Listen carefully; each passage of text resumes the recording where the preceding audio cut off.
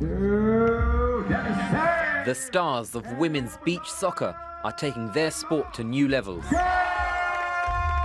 The world's best national teams are competing in the first ever global championship. It's happening as part of the inaugural World Beach Games in Qatar. It's an amazing feeling for it finally to be on a world stage. I've played for about 7 years now.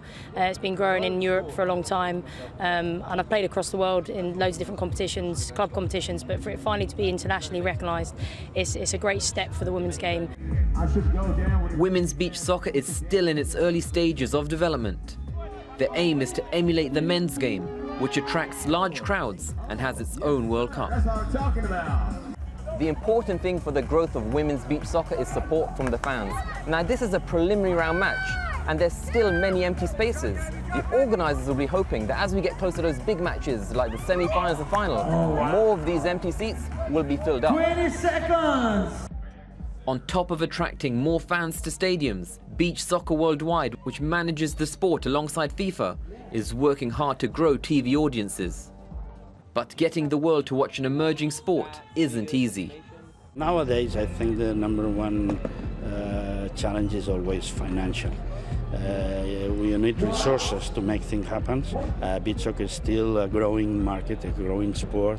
It's small and I would say almost tiny, and to attract the big investors or the big brands is still a challenge. Women's beach soccer did get a big boost in 2019. It's now being backed by the powerhouse of women's football, the United States. The US fielded a women's beach side for the first time in August in order to qualify for the tournament here in Qatar.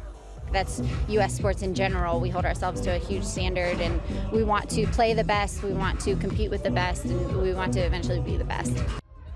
Those inside beach soccer are hoping to stage a first Women's Beach Soccer World Cup in 2021. Until then, the winners of this tournament will have a legitimate claim to being the best in the world. Sohail, Malik, Aljazeera, Doha.